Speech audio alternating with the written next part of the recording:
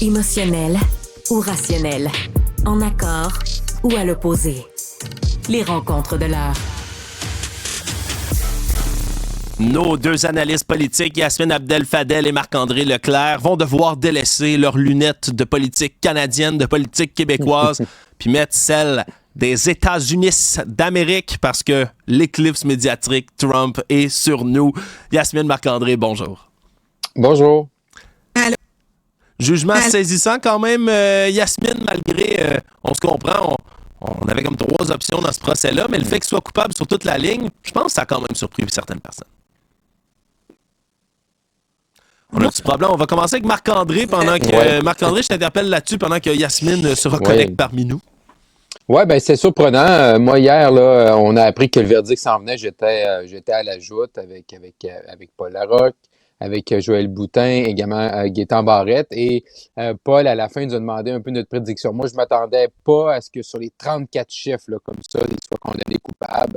Je me dis, bon, il y a tout le temps des discussions parmi les 12 personnes qui sont là. Puis également toute la pression sur ces gens-là, sur les épaules, parce que tu sais, bon, j'ai jamais été membre d'un jury, Alexandre, mais j'imagine que quand tu es membre d'un jury, c'est déjà quelque chose d'énorme. Là, tu dis également, hey, pour Donald Trump, là, puis là, tu sais les conséquences que ça va avoir sur l'élection présidentielle, là, dans les prochains mois, prochaines semaines. Donc, j'étais surpris, vraiment surpris de voir que sur les 34, on allait mettre coupable. J'ai dit, bon, ils vont tous s'entendre, là, peut-être, que ce soit 5, 6, 7, 8, 9, 10 ou 12, ou la moitié des chefs d'accusation. Mais là, vraiment, là, c'est sans équivoque. Oui, absolument. Yasmine, j'imagine qu'il peut se reconnecter dans quelques instants avec nous. Puis je te relance, Marc-André, pour savoir, tu analyses la politique, là, toi, Yasmine, vous faites ça depuis des années. Règle générale, là, selon toute convention normale, quelqu'un qui est condamné au civil pour viol, au criminel pour des falsifications comme ça, on s'entend qu'il peut pas courir une élection, là. Dans ce cas-ci, on s'entend que c'est extraordinaire. Non, mais c'est Alexandre, si tu prends des cas ici au Canada, il y a des gens, des ministres qui ont perdu leur poste parce qu'ils ont appelé un juge. Bev Oda avait perdu son poste, puis c'est quasiment déclenché l'élection parce qu'elle a acheté un jus d'orange à 16 $ lors d'une visite à Londres. Et Donald Trump, lui, il est encore là. C'est juste de montrer, puis même au-delà d'hier, là, ça fait déjà belle lurette qu'un politicien dit normal ne serait même plus capable de se présenter, que sa cote de popularité serait à 0, que ses collègues demanderaient sa démission. Mais Donald Trump, clairement, là, c'est un cas qui est particulier, là, qui est unique dans son genre. Ça échappe aux conventions, Yasmine? En fait, c'est assez particulier. Hier, moi, j'étais surprise parce que il n'en fallait pas beaucoup pour que le doute raisonnable puisse être installé auprès du jury. Là, ça prenait une personne parmi les 12 jurys qui avait un doute pour que on le reconnaisse, qu'on l'acquitte.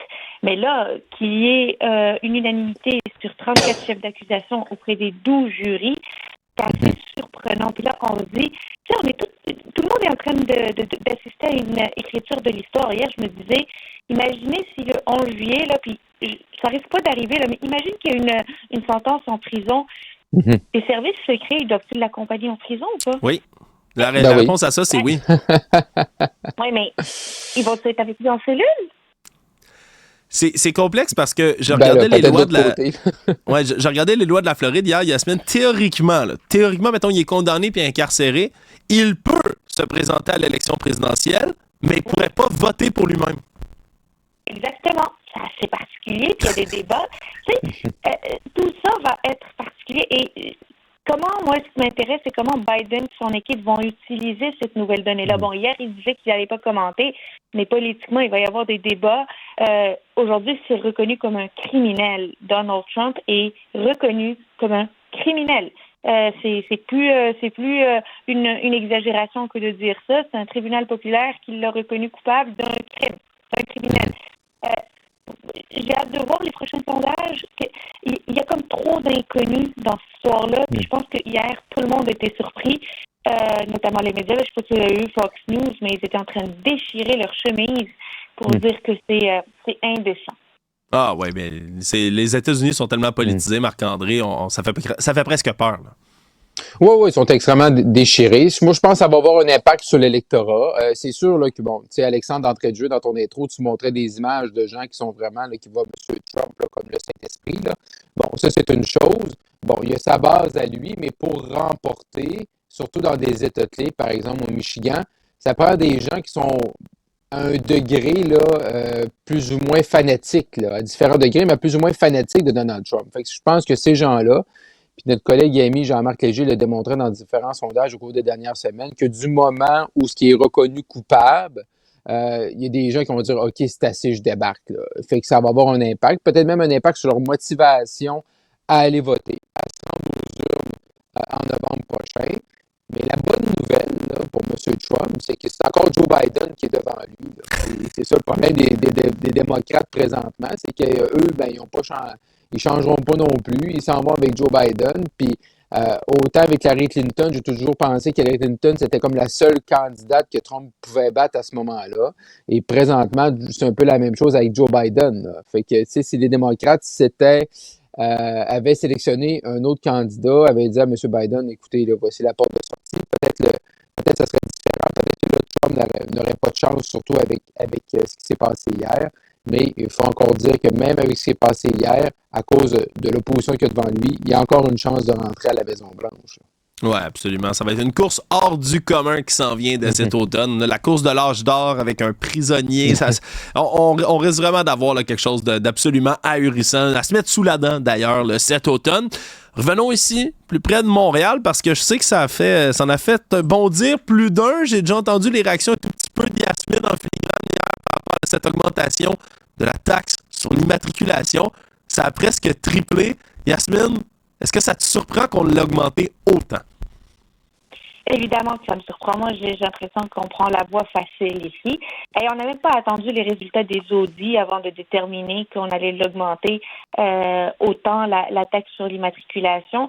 Il y a toujours une possibilité d'aller chercher de l'argent dans la poche du monde. Tu sais, qu'est-ce qui justifie qu'on augmente ça de plus de 100 piastres?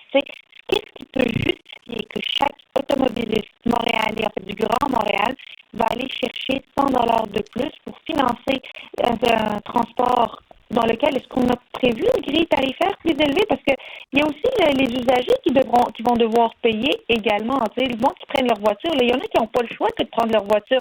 Le monde qui habite la couronne sud, là, puis même la couronne nord, ils n'en ont pas de métro, ils ont des autobus qui passent une fois par heure.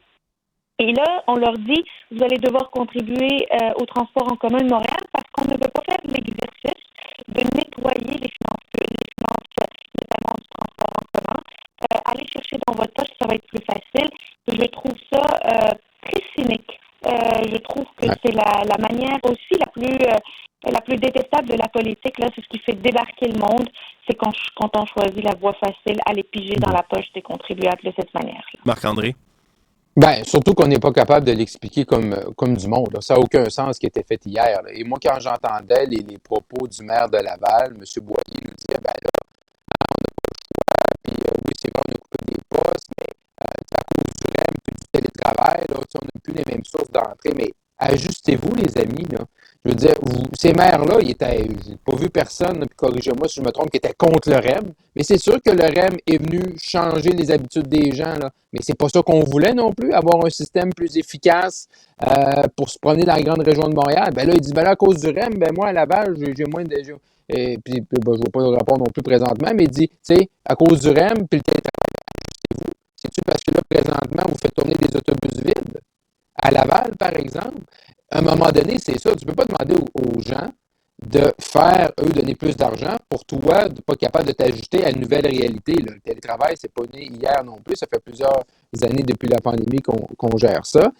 Fait également, il y a la prise de décision qu'ils ont pris. Ils ont pris quoi? Ils ont pris la décision de taxer davantage les automobilistes. Fait la personne qui est sur la couronne nord, couronne sud, qui n'a pas vraiment accès au service de transport en commun, qui n'est pas responsable des déficits, ben lui, il va devoir payer. Tandis que la personne qu'utilise, la personne à Montréal, au centre-ville, qui n'a pas de véhicule, mais elle n'est pas touchée par cette augmentation-là. Les villes auraient pu décider d'augmenter de 25, 50, 75 $. les taxes municipales, les taxes foncières. Et là, c'est l'ensemble des gens collectivement qui auraient payé et pas juste, encore une fois, faire une espèce d'attaque aux automobilistes, là, comme ils font présentement. Yasmine? Moi, je veux juste comprendre un truc. Stéphane Boyer vient toujours expliquer cette hausse-là parce qu'il dit qu'ils n'ont pas assez d'argent. J'invite tout le monde à aller voir les états financiers de la Société de transport de Laval, les états financiers de l'année dernière. La Société de transport de Laval n'a aucun déficit, elle a un excédent. Elle n'est pas déficitaire. Elle a, je pense, une centaine de millions excédentaires. Et puis là, il va falloir arrêter de nous prendre pour des valises. Puis les états financiers de la Société de transport de Laval, ils sont pas dans la chenoute, là. Ils en ont de l'argent. Alors, c'est comme pas le bon porte-parole. Il va falloir arrêter de l'envoyer là. Parce que lui, il est dans cette situation, il est à Montréal. Oui, il y a un déficit structurel, un déficit d'exploitation, là. Moi, tout ça. Absolument. Ouais, c'est à cause du REM. C'est à cause du REM. Hein? C'est à cause du REM, mais il ne fallait pas avoir le REM. C'est ça qu'il faut comprendre. C'est ça que ces maires-là nous disent. Là. Ils disent on a moins de monde dans le métro, des autobus à cause du REM. Fait que là, ils sont en train de chialer après le REM. Fait que là, dans le fond, ces maires-là demandent, ils disent à Mme Guilbeault, vous n'avez pas de vision sur le transport en commun. OK, mais si Mme Guilbeault, là, puis sa nouvelle agence, là, commence à investir pour qu'on ait plus d'options sur la table, ces maires-là vont chialer parce que dans leur autobus conventionnel qu'ils gèrent actuellement, ils vont avoir moins de revenus. Ils vont avoir moins d'achalandage. À un moment donné, là, les maires, là, c'est le fun de chialer après Québec, mais il faut voir qu'ils s'entendent. Là. Qu'est-ce qu'ils veulent vraiment, là? S'ils n'en veulent pas de nouveaux REM ou de prolongement ou de nouvelles moyens de transport, mais c'est comme à Québec. Là, on attend ce que la Caisse de dépôt va nous dire. Mais si la Caisse de dépôt, si un jour il y a un tramway à Québec, mais il va y avoir moins de monde dans les autobus. Fait que là, la ville va dire quoi? J'ai moins de monde dans mes autobus. Fait que là, j'ai besoin du gouvernement pour venir m'aider ou j'ai besoin des gens pour je vais taxer davantage. Bon, mais là, vous chialez pour avoir un tramway. Ajustez-vous, là, s'il y a plus d'options sur la table. Là. Ouais, moi, ce que je retiens, c'est que malheureusement, on essaie de passer le message pour tout le monde. T'sais, oui, go, le transport en commun, il faut en construire, il faut y aller, c'est l'option de l'avenir. Mais on finit par écœurer tout le monde en disant ah, ouais, là, c'est plein de déficits, le REM, ça vient vampiriser nos trucs, puis donnez-nous 100$ de plus. C'est plate, mais j'ai l'impression que ça fait décrocher certaines personnes du message collectif qu'on essaie d'envoyer, puis c'est très contre-productif, à mon avis. Yasmine, Marc-André, toujours un plaisir de vous parler. Plein d'autres sujets politiques vont nous attendre dès la semaine prochaine. Bye-bye.